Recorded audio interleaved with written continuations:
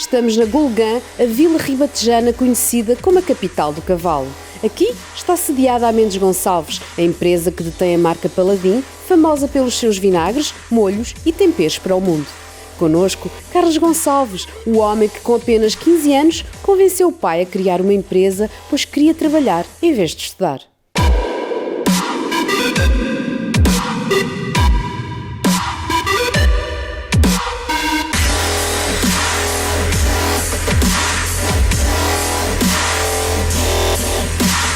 Carlos, bem-vindo à Juice Academy. Muito obrigado. Ou ao contrário, obrigado por nos deixar estar aqui consigo aqui na Paladin.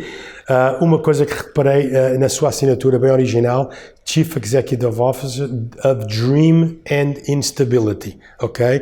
E é engraçado porque nós nos conhecemos na casa de banho e eu estava à procura da toalha para limpar as mãos e aquilo é um secador que parece um avião super moderno, mostra a inovação e pronto, quando a gente mete o ketchup não sabemos o que é que está por trás, mas estando aqui vê-se que é uma empresa bastante inovadora. Como é que surgiu essa situação? Procuramos que seja em tudo, não é? Desde os aquecedores, que ninguém vê, não é? Até à assinatura, procuramos que tudo faça sentido e que represente aquilo que somos. Sim, nós nascemos há 38 anos. 82? Aqui na Golgã, sim, 82. Numa empresa altamente improvável, com um homem de 60 anos com um cancro e um filho de 15, que era sócio da empresa, com plenos poderes, que era eu, a dizer exatamente isso, que não queria estudar, porque tinha nascido por uma outra situação anterior, tinha nascido dentro de uma fábrica e tinha gosto pela indústria e foi sempre o que quis fazer.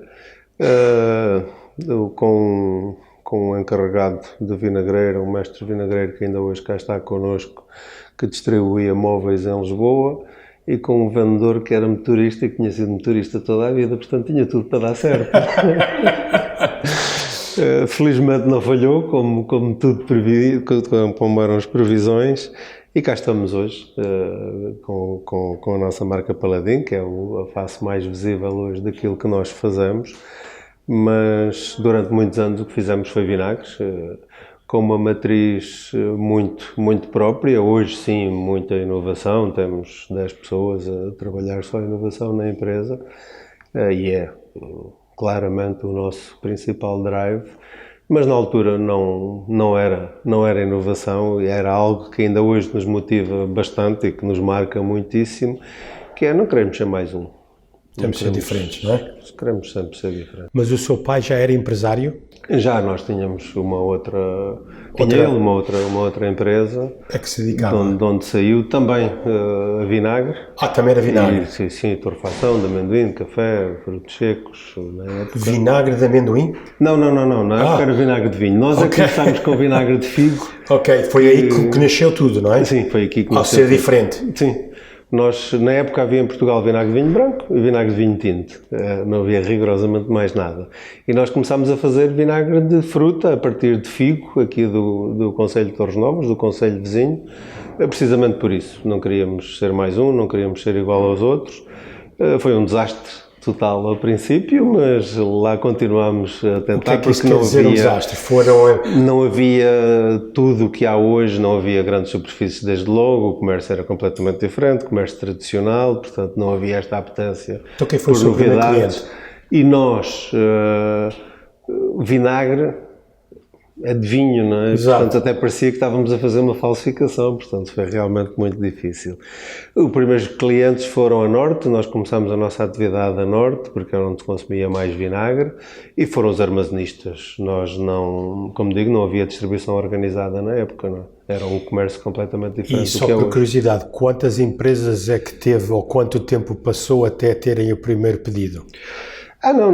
Foi ao contrário, nós já tínhamos pedidos e ainda não tínhamos conseguido ainda começar a embalar e já tínhamos pedidos. Ok. Então já... Porque conhecia o meu pai e esse nosso vendedor, conhecíamos relativamente bem o mercado e, portanto, aqui a história foi um bocadinho ao contrário, não é? Já tínhamos pedidos, começámos a fazer, como digo, as coisas correram todas mal, inclusivamente na parte industrial ao princípio, porque nós começámos uma atividade nova que não existia e, portanto, Tudo foi muito difícil. Mas a atividade nova no sentido, já faziam vinagre? Não, nós começámos a fazer vinagre aqui. Começaram a fazer sim, vinagre aqui? Sim, a empresa começou de novo aqui. A outra que eu digo acabou. Mas começou com figo? Começou com figo. Logo o primeiro produto que fizemos foi vinagre de figo, que ainda hoje fazemos, e hoje com um relançamento e com algo que nós pretendemos que seja um produto. E por curiosidade, quem é que teve assim figo? Vamos fazer figo. Foi isso. Foi você, foi seu pai? Não. Eu com 15 anos não tinha, apenas queria trabalhar e pouco mais. E a capacidade que tinha era para trabalhar. Foi meu pai que pensou nisso, exatamente por isso, porque tinha trabalhado numa outra empresa, não queria fazer a mesma coisa e fazer diferente. E com outra característica que nos marca muito hoje também, que é fazer com matérias-primas da nossa região, não é? E, portanto, aqui foi a 10 km, em Torres Novas, havia muita disponibilidade de figo e desenvolvemos uma atividade industrial, porque a parte de fazer vinagre é igual, a parte de transformar o açúcar em álcool foi toda desenvolvida aqui para fazer esse vinagre. Então, desde o início, prima sempre pela atitude de arriscar? Sempre. Também nesse dia que fizemos a escritura, com essa segurança toda que a empresa tinha, todo o dinheiro que tínhamos foi aqui depositado. Mas é engraçado porque hoje em dia muitas pessoas gostariam de ter o seu próprio negócio ou arriscar, mas sempre têm medo. Então, e se a gente perder tudo o que a gente tem? Não foi o caso, foi mesmo avançar. Sim, o medo há sempre, não é? Porque foi rigorosamente tudo, e neste caso todo o fruto do trabalho de uma vida do meu pai, como disse, tinha 60 anos, foi todo depositado aqui a acreditar que iríamos ser capazes, e neste caso é mim que eu iria. Porque, como ele me dizia sempre, quem iria levar a empresa era eu, não se sabia, felizmente ele ainda cá esteve uns anos, mas seria eu que teria que levar a empresa no futuro. Não é? Então arriscou tudo no filho? Sim, e na capacidade de trabalho das pessoas que vieram para cá. Tem. Seguramente ele está a olhar para nós e está super orgulhoso do filho e do que foi criado. Temos feito um bom caminho. É caso para dizer que arriscar vale a pena para alcançar o sucesso. Quais foram os momentos mais marcantes na história da empresa? Disse que o princípio foi complicado. Sim, esse princípio é importante. Todas essas dificuldades também nos marcaram e nos trouxeram até àquilo que somos hoje. Durante muitos anos nós fizemos vinagre, depois fomos evoluindo sempre em vinagres, fazendo outros, vinagres de vinho, claro está, de cidra. Hoje fazemos vinagre de tudo, tomate, pera roxa, sei lá, tudo e mais alguma coisa. Tudo o que tenha açúcar e possa ser transformado em álcool, nós fazemos vinagre, e muito com esta característica de matérias-primas portuguesas.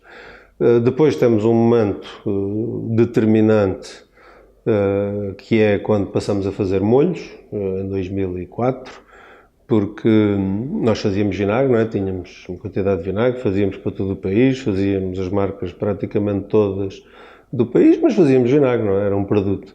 Exato. Na verdade, era uma empresa que produzia um produto. E os molhos é, mais uma vez, uma decisão completamente consciente, eventualmente não tão arriscada do ponto de vista financeiro, porque a empresa já tinha alguma estrutura, mas completamente inconsciente do ponto de vista de mercado, porque vamos entrar num mercado onde estão as maiores empresas alimentares do mundo, as maiores multinacionais que produzem molhos, e nós, uma pequena empresa da Bulgar, que não sabia rigorosamente nada. Eu até brinco com a situação, porque digo que nós sabíamos menos que zero, porque algumas coisas que achávamos que sabíamos estavam erradas. Portanto, foi um bom princípio. Depois de começar, foi um bom princípio, uma vez mais, não é? A trabalhar e a fazer. E aqui chegámos hoje, começámos com uma coisa muito rudimentar, a fazer mostarda, maionese e ketchup, precisamente com esse objetivo de diversificar. E, como digo, numa atitude muito consciente, sabíamos que íamos entrar em empresas no mercado de empresas infinitamente maiores que nós, com uma capacidade gigantesca comparado connosco, ainda hoje assim é, mas apostávamos em fazer em Portugal, em fazer com matérias-primas portuguesas e em fazer diferenciação. E aí sim já com inovação também. E começámos logo a fazer também produtos diferenciados. E foi realmente determinante no crescimento que a empresa teve. Nós no princípio tínhamos 7 ou 8 pessoas, hoje temos mais de 250, e esse foi um passo determinante no desenvolvimento da empresa e naquilo que somos hoje até mais conhecidos por fabricantes de molhos e não tanto de vinagre, sendo o vinagre ainda o produto que nós mais produzimos. E mais vendas, hoje em dia. Em quantidade, sim. Em quantidade, sim. E como é que se supera esse medo? Aos 10 anos o meu pai migrou para o Canadá e a primeira vez provei o ketchup da Heinz, ok? E tem aquela publicidade que leva um tempinho a sair, não é? E como é que se enfrenta um gigante destes? O que é que se vai na cabeça? Como é que se arrisca dessa situação? Porque seguramente muitas pessoas estão a ouvir e dizem, vou deixar porque já lá há muitos a fazer e melhor, porque é que eu vou entrar ali? Fazendo diferente. Fazendo diferente, o que é que quer dizer? O paladar diferente? Claro, o que tem mais doce, não é? O paladinho é mais doce. Nós sabíamos isso, não é? Era impensável chegar a esse patamar, a todos os níveis, desde logo, de conhecimento que não tínhamos. Portanto, tínhamos que puxar o jogo para o nosso campo, não é? Portanto, Portugalidade, fazer diferente, fazer com matérias-primas portuguesas, tudo isso foram armas para o nosso desenvolvimento, porque obviamente as multinacionais não é esse o core deles, não é Exato. Isso que vão fazer, dificilmente farão isso. Hoje em dia temos o prémio supremo de estar a trabalhar para grande parte delas, não é? Que era impensável também na altura, mas isso, se quer saber, é um bocadinho de inconsciência, de loucura, de acreditar no nosso trabalho, de acreditar nas nossas pessoas, de acreditar que somos capazes. Ir em frente, não é? É ir em frente, porque se nós começamos a pensar em tudo, fugimos, não é? E hoje em dia, com o mundo que temos, exato. Se pensamos muito... No nosso grupo a gente costuma dizer, temos de ser optimistas. Claro que sim. Em Portugal costuma-se dizer, temos que puxar a brasa para a nossa sardinha. Então, ao ser produto português, da região, criar trabalho aqui à pequena vila de Golgã, foi tudo puxar a brasa para a sardinha Sim, nessa altura já tínhamos uma empresa também relativamente diferente do que aquela que começámos. Como eu lhe disse, nós começámos... Como costumo dizer muitas vezes, começámos com massa bruta, não é? Força de trabalho, era trabalhar muitas horas, dias inteiros, literalmente, e de 24 horas. Hoje, e nessa altura quando começámos, já tínhamos gente mais preparada e hoje muito mais, não é? Portanto, é uma empresa completamente diferente e acreditamos muito em tudo isso, mas fundamentalmente nas pessoas, não é? Nós...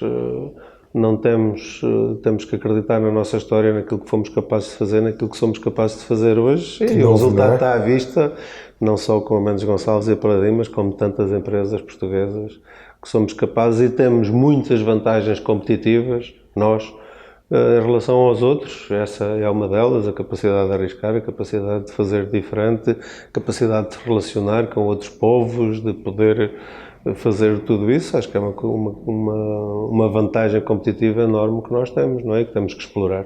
Então, e uma das razões que eu adoro fazer este programa e passar a mensagem principal é que muitas vezes as pessoas veem alguém neste patamar, ou uma empresa deste sucesso, ou um atleta aqui, e não sabem o trabalho que há por trás. Portanto, o sucesso dá trabalho. E muito.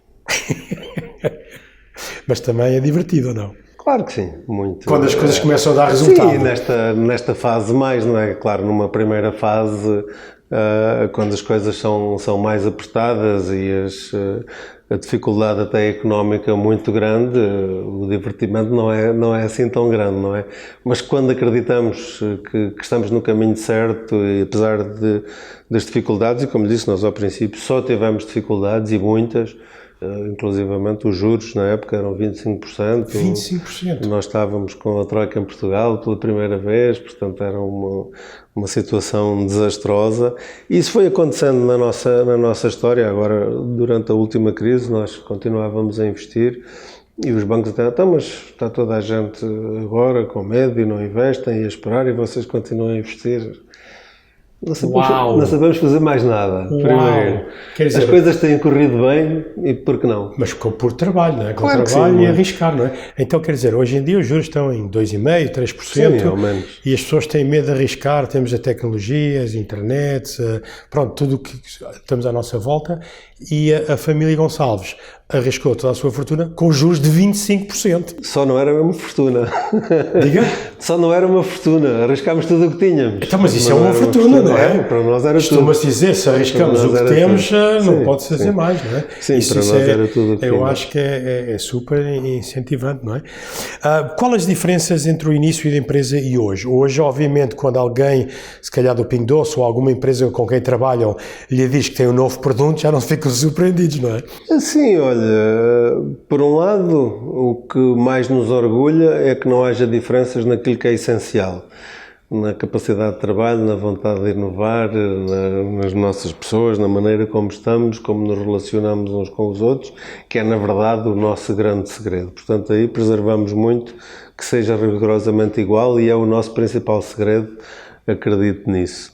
Em relação a todas as cadeias, hoje obviamente não, até pelo contrário, temos uma relação muito estreita, muito de parceria, como sempre tivemos, com todas elas, no sentido de partilhar este nosso conhecimento e desenvolver em conjunto o negócio, porque no fundo o negócio é de todos. Nós, através da distribuição, seja ela moderna, seja ela tradicional, precisamos de chegar ao mercado e, portanto, temos uma relação também muito estreita com a distribuição e hoje, claro que não é. Pelo contrário, hoje temos essa relação muitas vezes por ano de eles nos transmitirem o que necessitam, de nós transmitirmos aquilo que temos desenvolvido entretanto, para podermos chegar ao consumidor, que é no fundo a razão por todos trabalhamos. Para os que estão a ouvir e que estão a começar, como é que se vai criando essa relação ao princípio com a cadeia de distribuição? No nosso caso, nós fomos nascendo contemporaneamente, não é? A distribuição nasceu em Portugal depois de nós estarmos e, portanto, fomos criando essa relação, como disse, apresentando desde o princípio logo um produto que era inovador. Então, o produto é o mais importante? Neste caso que estávamos a falar dos produtos, os produtos são importantes e eu ia dizer a seguir, e com uma relação muito franca, de olhos nos olhos, não ter medo de falhar. Nunca nenhuma empresa de distribuição nos diz vamos retirar isto, não está a funcionar. Quando falhamos, somos nós os primeiros a dizer, olha, isto não está a funcionar, vamos retirar. Como deve calcular, nós, como disse, temos 10 colegas a fazer investigação e desenvolvimento, desenvolvemos mais de 300 projetos e mais de 50 produtos chegam ao mercado todos os anos. Portanto, o que mais nós fazemos nesta empresa é falhar. Exatamente. Estamos completamente preparados para falhar. O falhanço é o que mais produzimos. Nós falamos muito isso na nossa área, é a área comercial. Que percentagem é que daria de importância a uma empresa a parte de vendas? É muito importante a relação com o cliente e hoje a venda foi algo que evoluiu muitíssimo de quando nós começámos. Hoje a venda é muito mais técnica, muito mais dessa percepção do que, no nosso caso, do que vai ser a alimentação do futuro, que é outro desafio que nós temos. A alimentação do futuro. Querer estar sempre à frente, estarmos sempre na linha da frente e sermos os primeiros a chegar lá, criar mercados, estar atento às tendências e sermos nós a produzi-las primeiro. E como dizia isso, essa relação, hoje a venda faz-se muito antes de fazer a nota de encomenda. Exato. Uma consequência hoje de tudo isto que nós fazemos nessa relação comercial, que é muito mais hoje de conhecimento, de partilha, de fazer crescer o negócio que é conjunto, de atenção ao que são as necessidades do consumidor, do que o puro processo de vender e entregar é uma consequência de tudo isso. Ótimo, nós na empresa costumamos dizer que os jogadores de futebol que mais marcam gols são aqueles que mais falham, porque tiram mais vezes, não é? Claro. E nos negócios é assim. Então, aqui faz 300 produtos... Desenvolvemos 300 projetos por ano e 50 vão para o mercado. E desses 50, quantos é que ficam? Ficam bastantes, não temos muitos vão saindo, mas a maior parte vão ficando. Aliás, na nossa atividade, cada vez mais as nossas vendas vão sendo sempre dos produtos novos, não é? Há bocadinho falávamos das preocupações que temos hoje com a alimentação saudável, portanto, alguns produtos que nós produzíamos, hoje já nem produzimos. E é outra característica nossa e do nosso setor, acho eu, muitíssimo, que é, mesmo antes de ser obrigatório, muito antes da legislação lá chegar, nessa relação de venda e de partilha com todos os nossos clientes e parceiros, não só a distribuição, mas empresas de restauração, antecipamos muitas vezes o que vai ser e temos meses ou anos antes os produtos no mercado já preparados para aquilo que vai ser, com reduções de sal, reduções de açúcar, todas essas preocupações que hoje temos. Já há muito tempo que vemos fazendo esse caminho de fazer essa redução. Olha, eu, como disse, vivi 15 anos no estrangeiro, no Canadá, e vim para Portugal em 89 para criar a nossa empresa aqui. Eu tenho uma paixão enorme por Portugal e muita gente dizia, está maluco, vai para Portugal, mas é tão pequenino, como é que as coisas podem acontecer? E como foi construir uma marca Portugal e ter nos seus rótulos o selo Portugal sou eu? Eu adoro essa situação. Sim, Portugal sou eu, é um movimento do governo português, é um símbolo de garantia de que os produtos são produzidos com incorporação nacional. Nós fomos uma das primeiras empresas a aderir ao programa, porque sempre tivemos, e essa hoje é uma vantagem que nós retiramos daquilo que fizemos toda a vida. Hoje há esta moda de ser português, nem sempre foi assim, até a certa altura havia um bocadinho a parolice de comprar fora que era bom, não é? E alguma culpa, eventualmente nossa também, dos industriais, mas a partir do momento em que as pessoas descobriram, começaram a provar os produtos portugueses, percebem, e essa sempre foi a nossa característica, que nós em Portugal produzimos tão bem e muitas vezes melhor do que os outros, não é? E hoje claramente isso está ultrapassado, as pessoas têm todo o orgulho em consumir produtos portugueses, porque nós mostramos que é uma opção muito válida pela qualidade e por esta questão hoje também tanto em voga da sustentabilidade de produzir cá. Há bocadinho dizia, somos um país pequeno, o que se pode tornar uma vantagem gigante, porque realmente nós não podemos ser o maior produtor do mundo, nada. O país é pequeno, portanto nem sequer temos espaço. Agora temos uma diversidade, olhem para os nossos azeites, para os nossos vinhos, que são todos diferentes. Nós andamos 20 km e temos um produto completamente diferente. Isso pode-se transformar numa vantagem gigantesca para a nossa indústria alimentar. O Sr. Fortunato Frederico. Eu tive a oportunidade de estudar também o Sr. Fortunato Frederico e ele dizia-me que ao princípio, quando iam às feiras, ninguém dizia que era português, ok? E hoje, quando vão às feiras, tem enormes exposições de produto português e há grande orgulho e fez um trabalho extraordinário na indústria do sapato. Sente essa situação hoje, somos cada vez mais nacionalistas e orgulhosos daquilo que somos? Sim, e nacionalistas dessa maneira, ou seja, provamos fazendo bem. Não somos nacionalistas do coitadinho de agora vamos comprar em Portugal porque somos uns pobrezinhos e somos uns desgraçadinhos. Felizmente, hoje somos nacionalistas pelas boas razões, porque gostamos do que é nosso, temos orgulho do que é nosso. A indústria dos sapatos é só uma das absolutamente extraordinárias, que até diziam que era para acabar, era a mais barata da Europa, uma das mais baratas do mundo. Hoje acho que é a segunda mais valorizada do mundo. Exato. Portanto, com as mesmas fábricas que se modernizaram, que acrescentaram design, comunicação, marketing, tudo, e é isso, no mesmo país, nas mesmas fábricas muitas vezes, passou a ser, calculo que seja a segunda mais valorizada do mundo.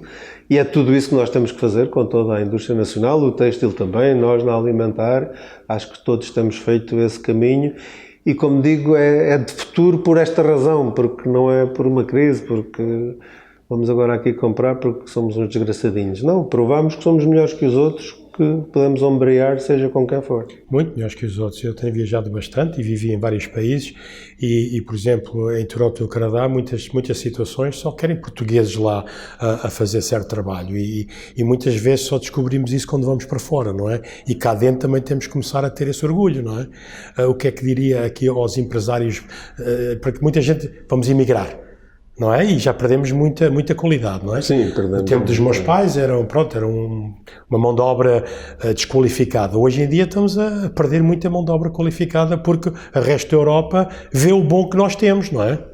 Sim, foram penso que dois momentos difíceis. Esse, do tempo dos seus pais, que realmente, como diz, era desqualificado, era o país que tínhamos, não é? Infelizmente as pessoas não tinham sequer capacidade e possibilidade. Mas tinham muita força de vonttar para trabalhar e para aprender. Basta ver onde chegaram. Exatamente. Toda essa gente que saiu naquele tempo, na esmagadora maioria, gente que foi de sucesso, alguns sem saber ler nem escrever. Exato. Foram empresários de sucesso ou vingaram nos países por onde foram e para os 4 cantos do mundo. Hoje, neste período que passou há alguns anos, foi mais grave ainda, porque realmente saiu gente qualificada. Nas 2 vezes os nossos melhores saíram, não é?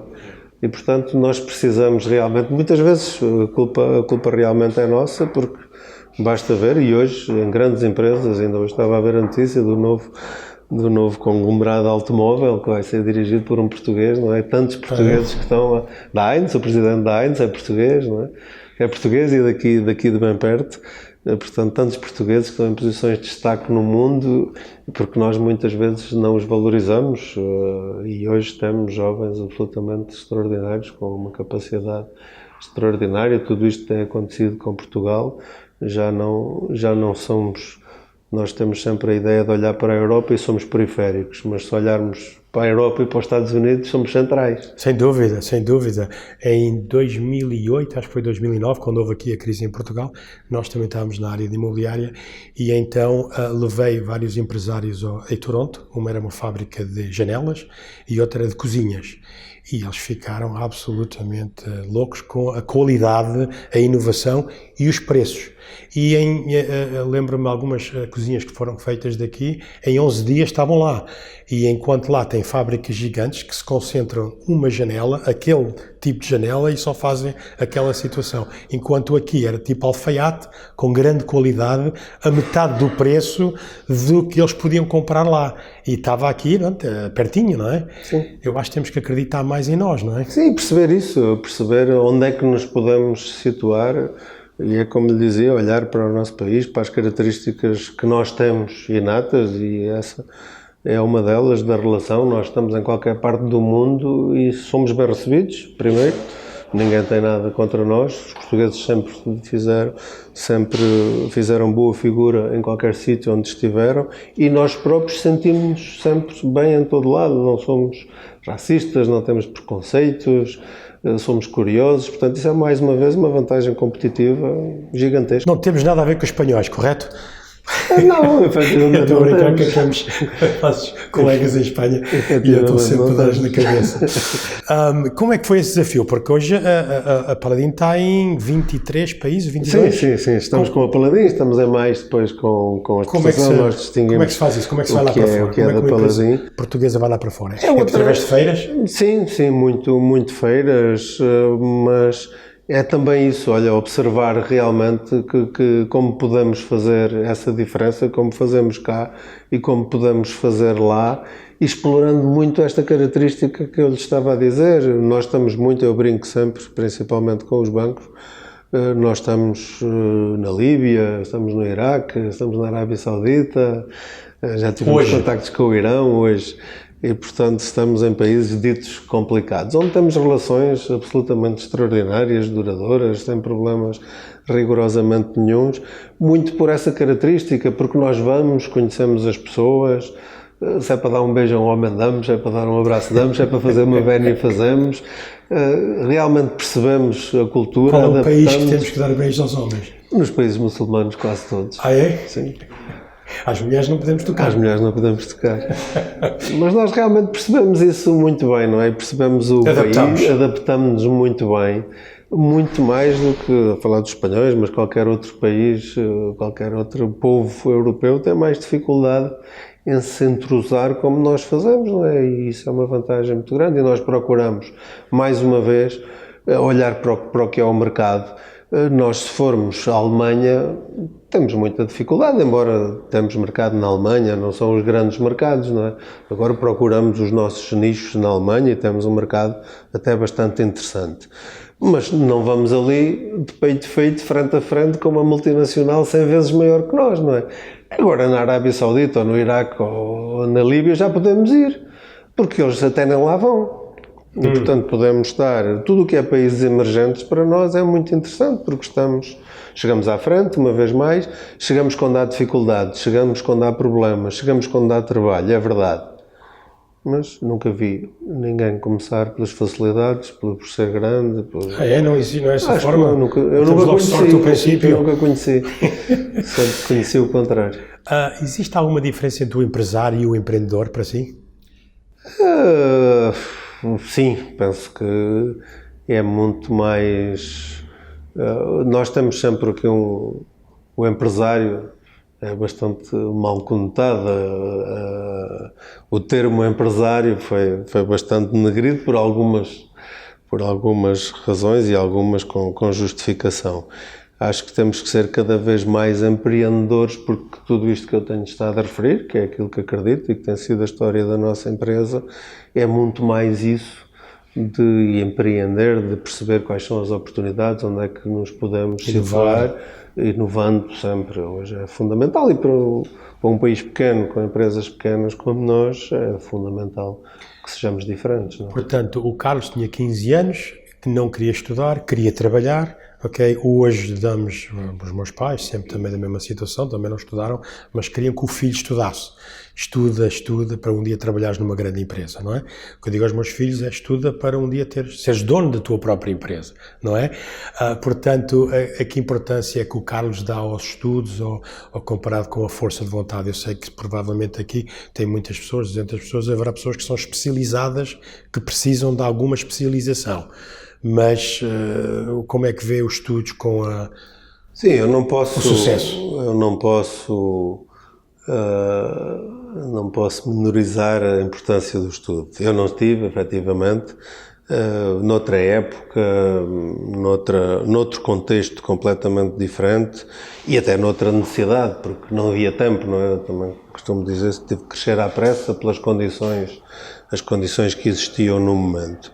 Mas acho que é absolutamente fundamental hoje o conhecimento, os estudos, diferente do que era antigamente, realmente ir a uma profissão qualquer para se especializar, para fazer aquilo, mas é absolutamente fundamental hoje ter conhecimento, perceber um conhecimento bastante mais alargado, porque vivemos num mundo muito mais rápido, com as coisas a acontecerem muito rapidamente, e temos que perceber. E como eu lhe disse, hoje a empresa é muito diferente nesse aspecto também. E antigamente valorizava-se isso muito, e é verdade, nós somos um exemplo vivo disso. Não dizendo que não é necessário trabalho, é sempre necessário trabalho e muito, mas antigamente muitas vezes bastava o trabalho e a força de vontade. Como digo, era outro mercado. Tenho sempre o cuidado de não tirarmos as coisas do seu tempo, porque vivemos num tempo completamente diferente. Hoje, sendo isso tudo fundamental, o conhecimento também é. E como eu digo sempre aos meus colegas, nós começamos numa empresa de força bruta, trabalhar. Hoje é uma empresa muito mais de conhecimento, de informação, de perceber o que se passa no mundo, tentar perceber e antecipar o que se vai passar a seguir. Isso só se faz com conhecimento e com informação. Muito bem. Então, para si existe uma fórmula de sucesso? Se fosse amanhã começar uma empresa de novo, a fórmula certas coisas que... É tudo isto que tenho estado a dizer e que acredito. Acho que o trabalho é fundamental, não é? Esta questão e hoje acho que de uma forma até bastante perigosa e enganadora, toda esta questão de startups. Hoje não há negócio nenhum que não nasça numa garagem, com raio. Há tantas garagens hoje a produzir negócio. Hoje tudo nasce numa garagem, porque o Steve Jobs e mais um ou dois que nasceram na garagem. É bonito para a história, não é? É uma história bonita, não é? Mas se eles não trabalhassem, se não tivessem capacidade, se não criassem um produto novo, se não percebessem o mercado, se não trabalhassem muito e falhassem muito, se formos ver a história de todos, por isso há um bocadinho dizia, tudo o que tem sucesso hoje, em alguns casos veio de insucessos desastrosos, não é? E acho que viveu do lado do Atlântico. Essa é uma diferença grande que felizmente se tem vindo a atenuar. Aqui quem falha é um miserável, é condenado para o resto da vida, não é? Nos Estados Unidos ou no Canadá, quem falha tem que falhar 3 vezes até ter a sua empresa, não é? É preciso falhar para realmente perceber, não é? E essa é uma diferença cultural que foi sempre bastante má para nós. Não é? E tem que começar a mudar, porque nós, pronto, quando faço entrevistas às pessoas, muitas vezes já têm experiência empresarial. Sim, já tive uma empresa. Então o que aconteceu? Aconteceu isto e aquilo. Então e agora? Com os impostos e com o governo e com as pessoas. É muita dor de cabeça. Mas nos Estados Unidos e no Canadá costuma-se dizer, até tu falhares 3 empresas, agora já sabe o que fazer diferente para a próxima, não é? Sim, se tiver essa capacidade de aprender, vai. Eu lembro-me os primeiros anos, os primeiros meses, quando estava no negócio, eu pensava que a IVA era para mim. E depois o contabilista é que disse, não, isto não é parte do lucro, tem que se pagar, aí tem que trabalhar mais, não é? Como é que supera o medo de não conseguir alcançar uma meta ou algo o que se propõe? Olha, o medo, nunca, por natureza, nunca temos aqui muito medo de fazer. Quando não conseguimos alcançar, é perceber exatamente como é que falhamos, fazer de novo para alcançar a seguir. Muito bem. E que atividade, esta é uma pergunta interessante, que atividade ou hábito ou rotina tem, que adora fazer, mas acha que é um absurdo? Não temos. Aqui eu não tenho, de uma maneira geral, e procuramos que ninguém tenha.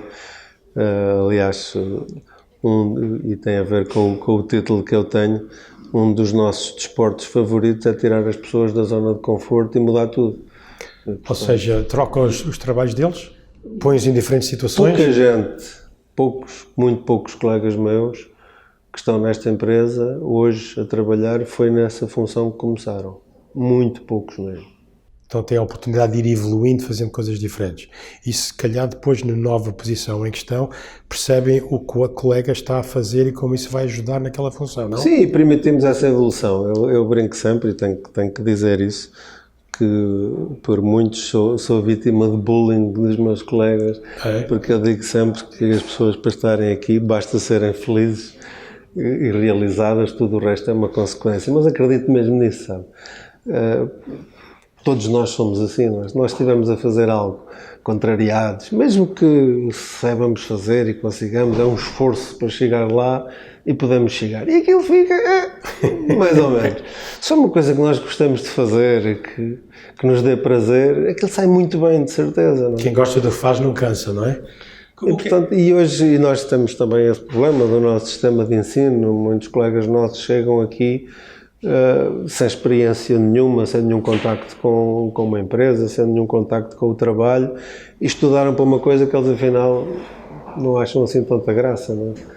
E aqui, felizmente, acho que é a nossa melhor característica, é darmos essa oportunidade de poder fazer outra coisa. O que é a definição de ser feliz para o Carlos?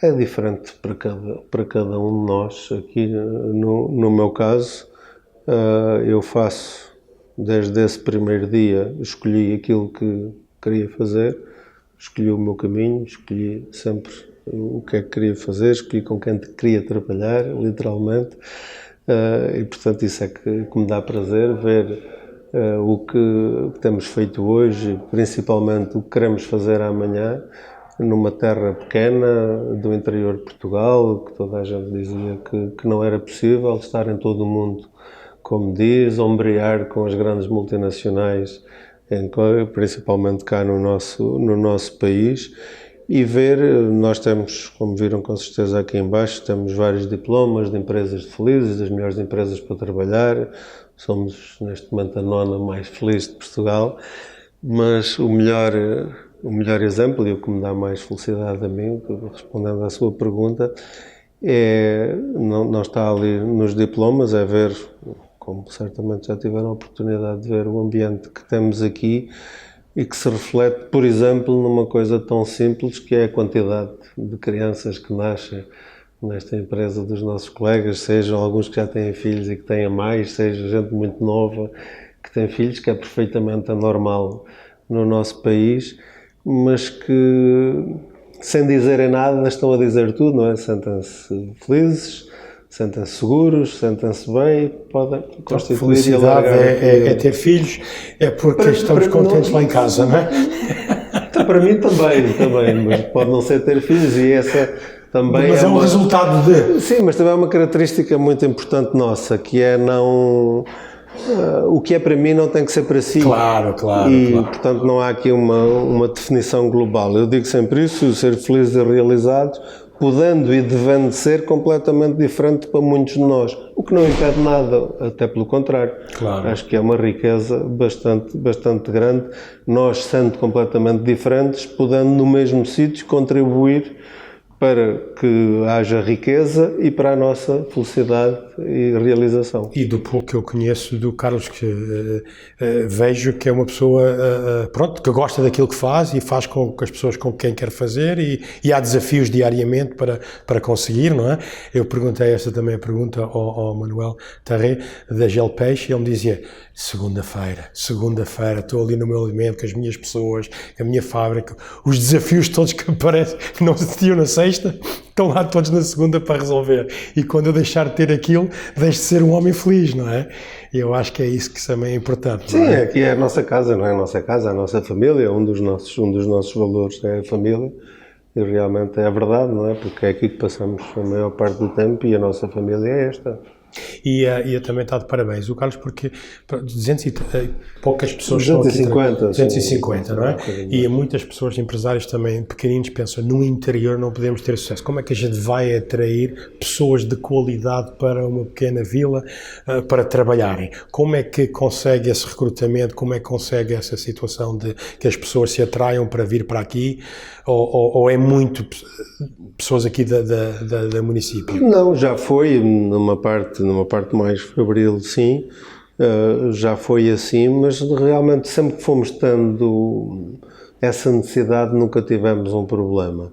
E muito por isso, acho eu, nós obviamente temos a dimensão que estamos onde estamos, portanto, mais uma vez, não podemos ombrear com as empresas congêneres nossas, nos salários que pagam, nas regalias que dão, porque não temos possibilidade. Exato. Não é porque não queremos, é porque não temos possibilidade.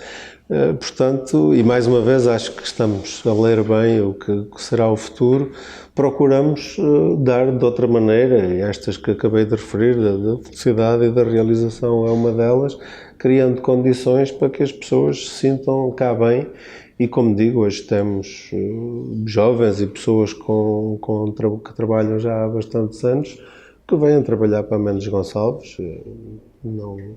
Não há essa questão de virem para o interior. Ou portanto, não há desculpas, não é? Não há desculpas. Não, o interior pode ser tão sucesso como, e se calhar até melhor, viver com os que da vida, se calhar aqui até melhor, não é? O Ricardo Araújo Pereira, num sketch dele, dizer só nós é que achamos que é interior, não é?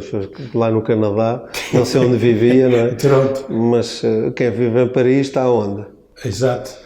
Está mais interior do que na Guarda. Exatamente. Portanto, o interior, com um país que tem 200 e poucos quilómetros de largura, só para nós é que é interior. Às vezes esse Ricardo Araújo tem piada, não é? Tem sempre muita piada. Qual é a referência que gosta mais e que mais se orgulha de ter criado?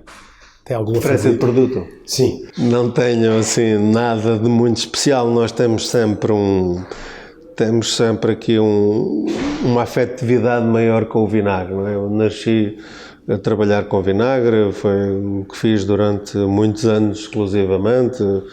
Eu e esse meu colega, o Joaquim, cá está desde o princípio, que na verdade ele é que é o primeiro funcionário.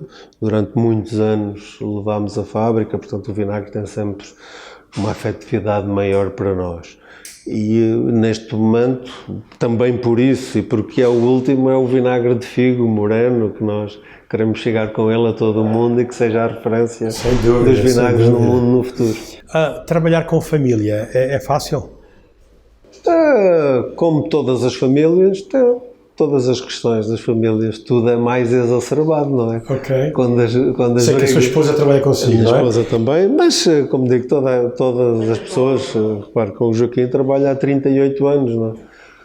Que trabalho com ele, trabalho com 30 há muitos, Há colegas nossos que nasceram dos pais aqui ou estão a trabalhar aqui, portanto, tudo isso é família. Há a família de sangue ou a família que nós escolhemos por casamento, mas toda esta gente é família e eu tenho a certeza que me sentem a mim como tal e eu sinto a eles como tal. Mas consegue-se separar da profissão da casa? Nós vivemos como uma família, é isso. Gritamos, rimos, choramos, tudo isso faz parte das vivências de uma família e faz parte de uma empresa familiar saudável, acho. E depois é a água debaixo da ponte? Sim, se a família for sustentável, como devem ser as famílias, no fim acaba sempre por vencer. E como é que vê o futuro?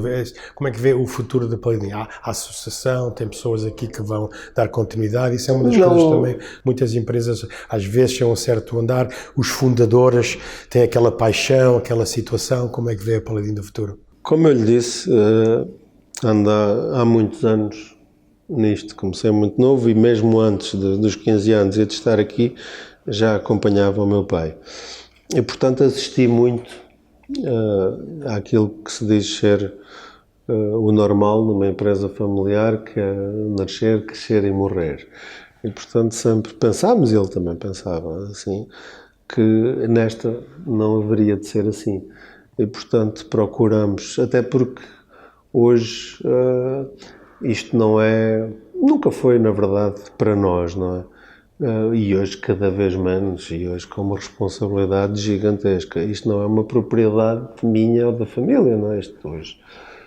chegou a um ponto que é desta comunidade, inclusivamente, e de todos os meus colegas que aqui trabalham e contribuíram para que chegássemos onde chegámos hoje. E não é conversa fiada, é Sim. rigorosamente assim.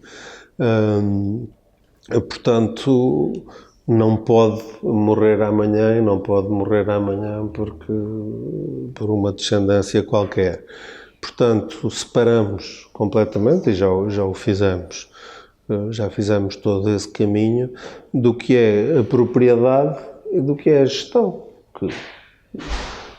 Ninguém, por ter um apelido, tem nenhuma condição especial para o que quer que seja, nem para jogador de futebol, nem para empresário, nem para rigorosamente nada.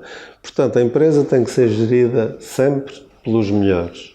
Tem que ser detida por quem tiver no momento e quem tiver à frente da situação. Quem tiver as ações, não é? E separando claramente as duas coisas que podem e devem ser separadas, porque, como lhe estava a dizer, assisti a isso e a situações desastrosas, que é o que acontece normalmente, dos pais que projetam uma vontade nos filhos que eles não pediram e dos filhos que carregam um fardo que também não pediram, não é? Portanto, não terá que ser assim. Não terá que ser assim. Engraçado, teve aqui uma professora minha que veio visitar aqui a semana passada, do Canadá, há 40 anos, quando eu estava no liceu, e esteve lá em minha casa e quando se ia embora no aeroporto, tirou uma fotografia, aliás, vinho do Porto Fonseca, e disse: Jorge, não me disseste que tinhas uma empresa de vinhos? E eu disse: pois, essa separação já houve há uns anos atrás, não chegou até mim. Já não tenho nenhuma ação. Já não tens nenhuma ação. Imagina que consegue entrar numa máquina do tempo, não é? O que diria ao Carlos com 18 anos e o que diria ao Carlos com 80?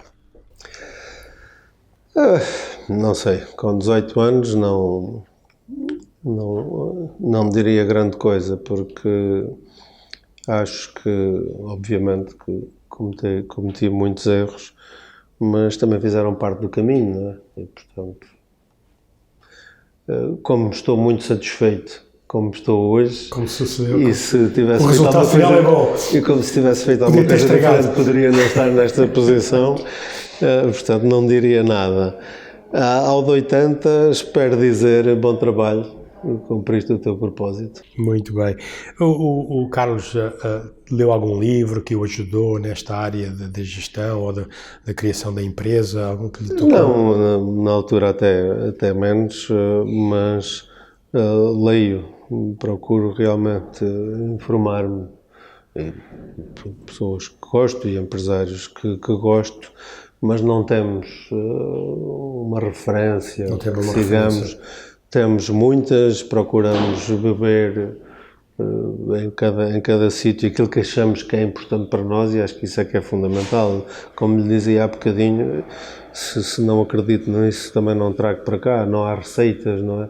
Porque senão todos criaríamos a Apple ou Microsoft. Exato. Ou Heinz, não há receitas. Tudo depende do sítio onde estamos, da nossa história, das pessoas que temos, do que somos, do que queremos ser, e esse caminho vamos fazendo, não é? E não é igual aqui ou aqui ao lado ou noutro país. Tudo isso tem que se ir adaptando. Exato. E se tivesse uma frase ou um cartaz que gostaria de deixar de marca, o que é que seria essa palavra ou frase e onde é que o colocaria?